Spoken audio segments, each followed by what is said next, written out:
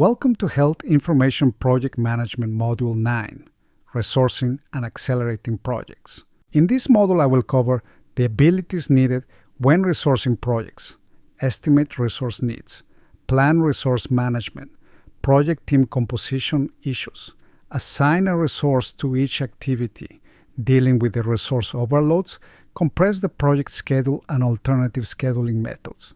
At the end, I will provide a summary of the module. The core objectives are: assign resources on RACI, Gantt, and resource histograms. Create an effective project schedule with constraints and resources. Crashes and fast-tracking compress project schedules. Compare scheduling methods. Develop HR and staffing management plans. 9.1 Abilities needed when resourcing projects. Behavioral skills needed by a project manager. Project managers look for two types of skills to resource a project for effective and efficient execution of a project. The first type of skill is technical. Various techniques can be used to estimate resource demands, assess competencies required, create a staffing management plan, assign one or more persons for each activity, ensure that each team member's workload is at an optimum level, schedule a project with optimum resources, and compress, speed up a project schedule. The second type of skill needed is behavioral. The most important behavioral aspect is to ensure that each person works well within the team collaboratively. Finally, the ability to work with teams is one of the most critical attributes of a person for selecting individuals for the project team. This slide talks about the science and art of resourcing projects. When both the technical and behavioral aspects are addressed well, the project will have a higher probability of achieving desired results. This chapter covers both technical and behavioral aspects of determining and securing effective human resources for a project. While each specific skill and behavioral consideration is introduced separately, keep in mind that people are inclined to support what they have helped to plan. Therefore, identify your key people as soon as possible and engage them in the project planning process. This slide talks about considerations when resourcing projects. Please take a minute to read the slide. But as we cover the specific skills and behavioral aspects of resourcing projects, the ideas listed on this slide should be kept in mind. If some of the key people on a project do not have the skills to participate, managers should help them develop those skills. This slide, we can see that the schedule can be constrained in two ways. One is based more on the activities, scope constrained schedule, or the resource limits, resource constrained schedule, which may be cost constrained by budget availability. This slide, I provide a comparison of activity versus resource-dominated schedule. The table lists situations where schedules are based more on activities or more on resources, as generally it is assumed that the budget is available for project execution. Some organizations use critical chain, explained in section 9.8, in situations where the schedule is dominated more by resources. Please take a second to review this example I am providing you. 9.2 Estimate resource needs. So estimating activity resources is a process of assessing all types of resources: people, materials, tools, and equipment, along with quantities, required to complete each activity as specified in the project scope. This can be accomplished at either a detailed or an overview level.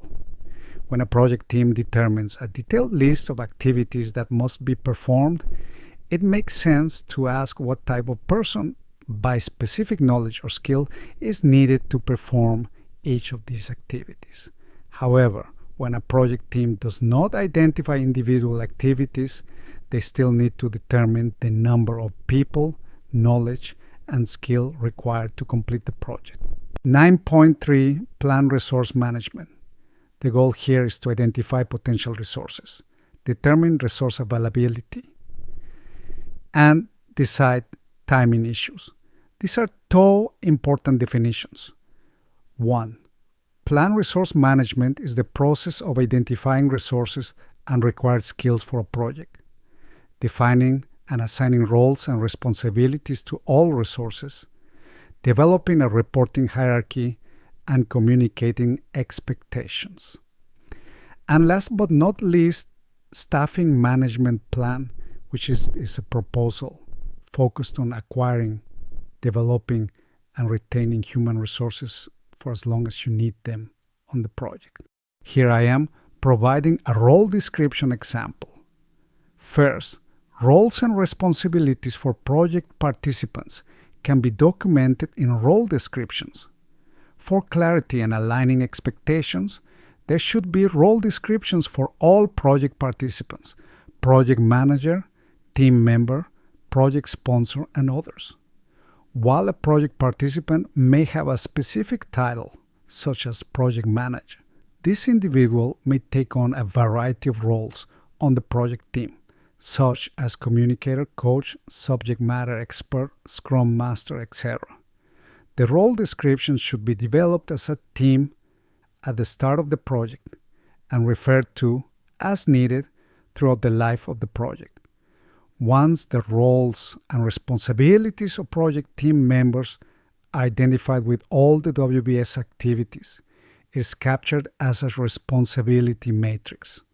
Finally, it serves as a good staff management plan and helps the project manager to promote teamwork and productivity. Here I am providing guidelines on how to identify potential resources.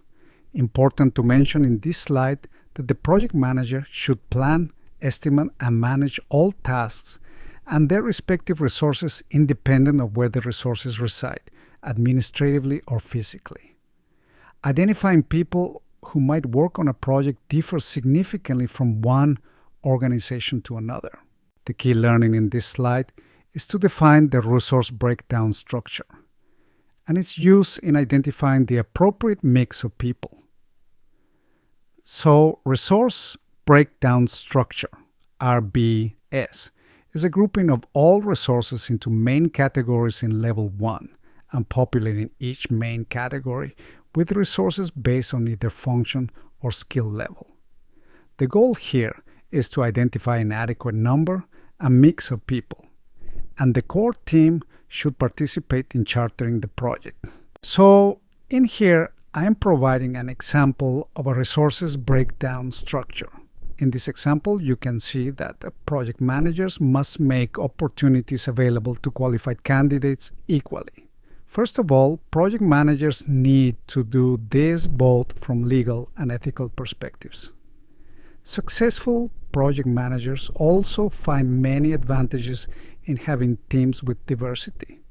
It is beneficial to consider different perspectives in making decisions, as it may help avoid major risks that a single perspective would not have uncovered. In addition, diverse opinions help to consider more creative approaches due to different thinking styles. Further, a diverse group of project team members sometimes relate better to various stakeholders, leading to effective stakeholder management. So, in determining resource availability, once the potential resources have been identified and compared to the estimated resource needs, it is necessary to ensure the identified people are available and secure their commitment. This is necessary even for internal projects, because multiple internal projects often choose resources from the same resource pool. An RBS is very useful in identifying resources that are available for the project. The project manager and project team must recognize that a schedule is preliminary until all the required resources are committed to the project. 9.4 Project team composition issues. Cross-functional teams projects typically require inputs from multiple disciplines and therefore require cross-functional teams. A project manager may need to become a mediator among various functions that are working on the project, and understand and speak effectively with people representing different disciplines and various technical experts.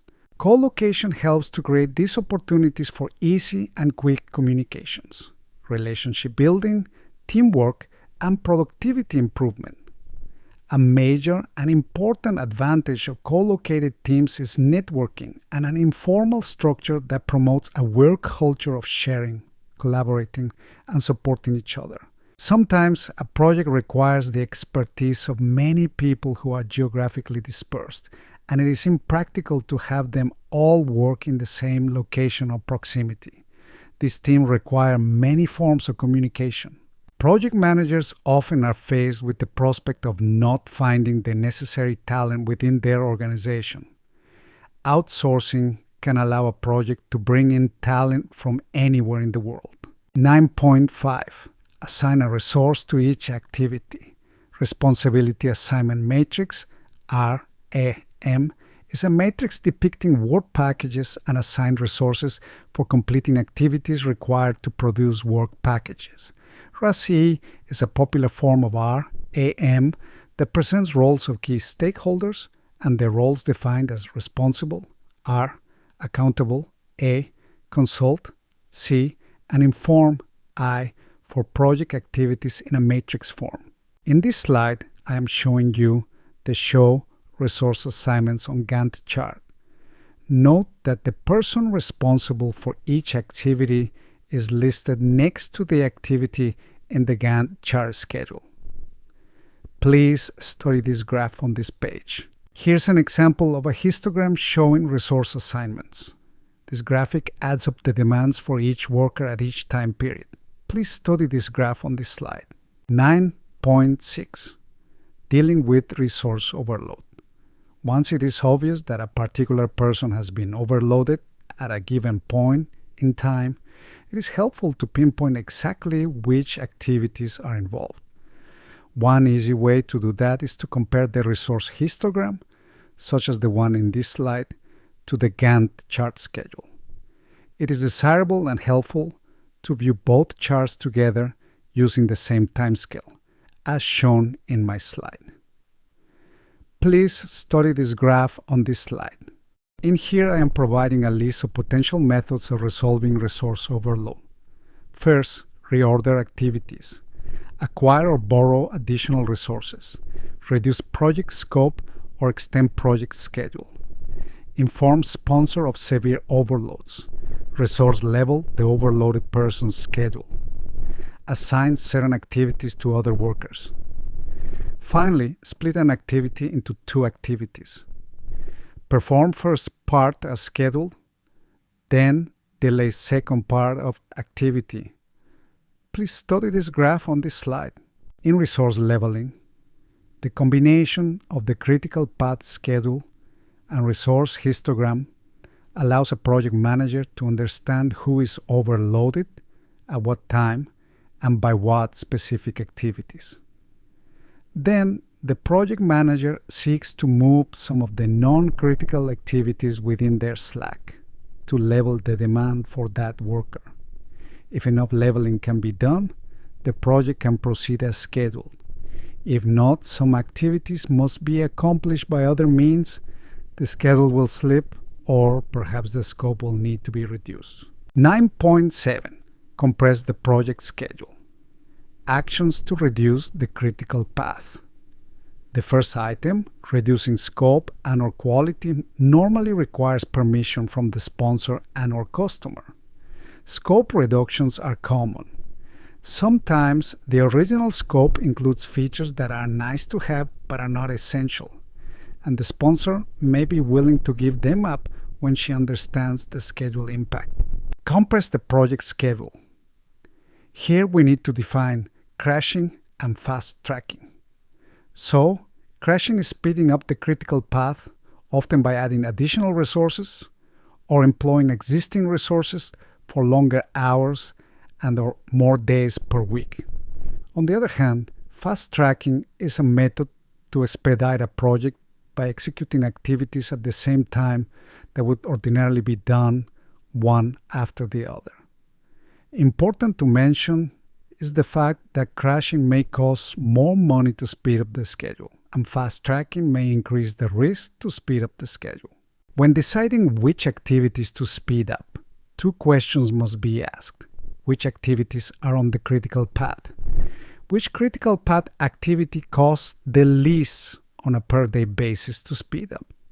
In this graphic, I show you crashing a schedule after one round. Activities A, B, E, and G are on the critical path. Activity A cannot be crashed.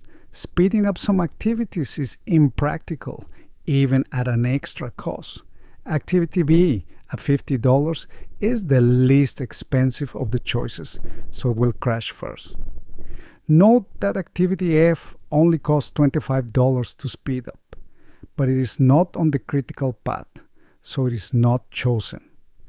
Please take some time to study this example in the textbook and peruse the slide. Fast tracking occurs when activities that are normally performed in series, one after the other, are performed at the same time. So, as we saw previously, crashing may cost more money to speed up the schedule. Fast tracking may increase the risk to speed up the schedule. Another strategy is to overlap only a few activities so you can manage them closely.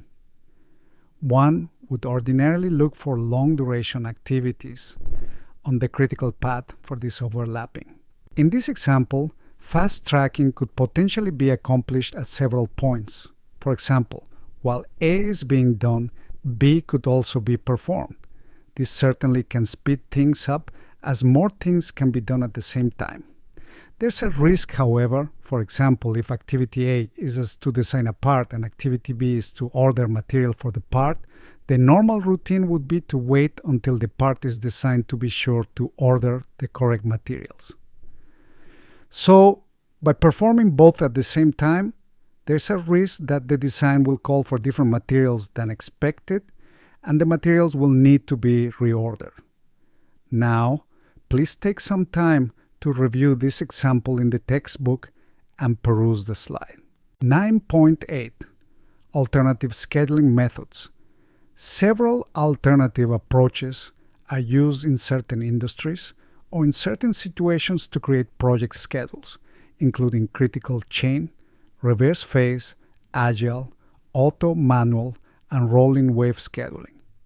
These approaches are not mutually exclusive. A person can use some of the logic from more than one of these methods on the same project. 9.8 Alternative Scheduling Methods.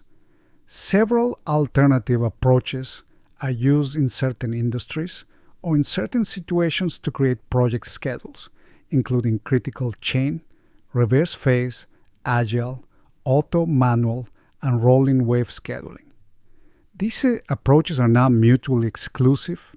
A person can use some of the logic from more than one of these methods on the same project.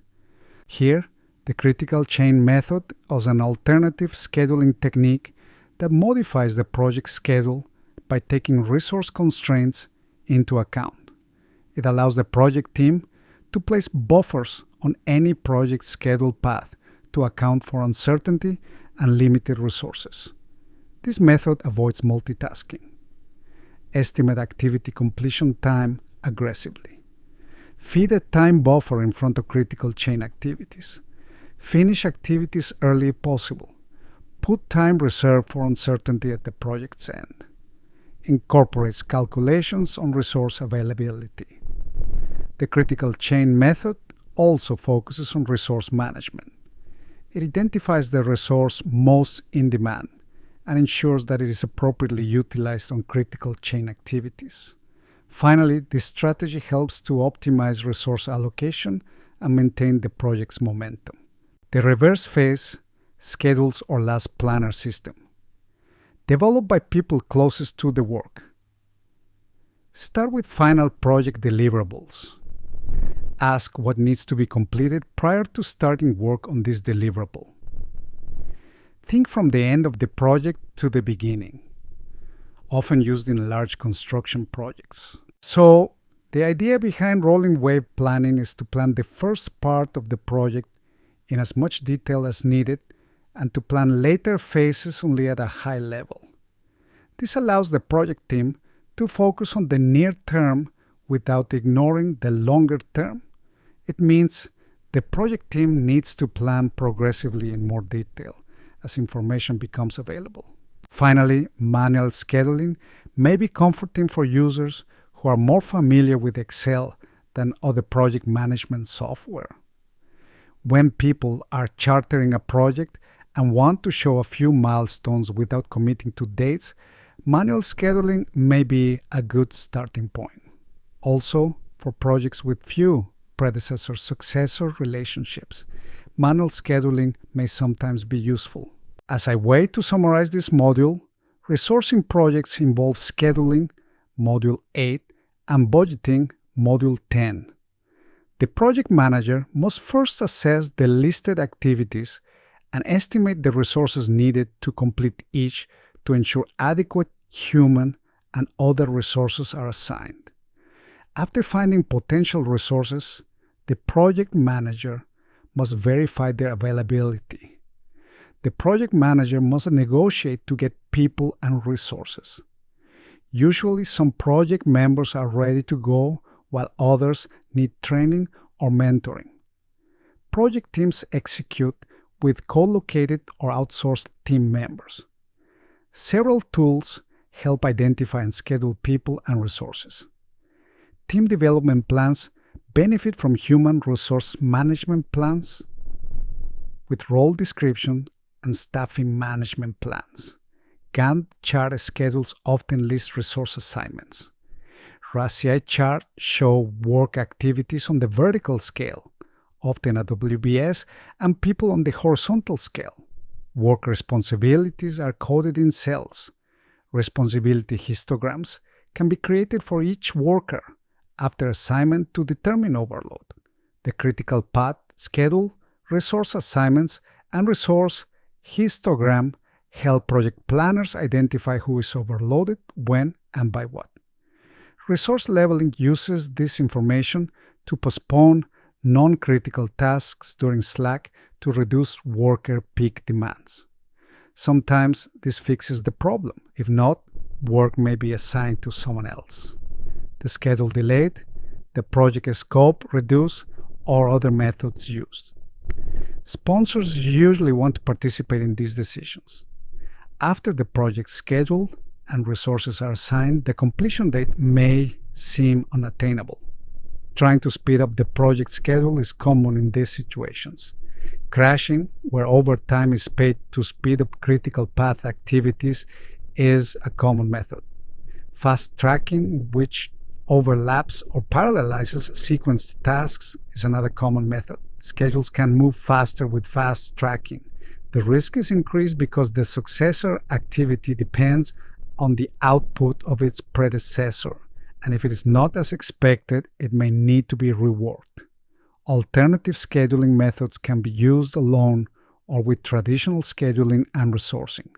Critical chain, reverse phase, rolling wave, and auto manual scheduling are examples. Experienced project managers usually combine the best ideas from several approaches.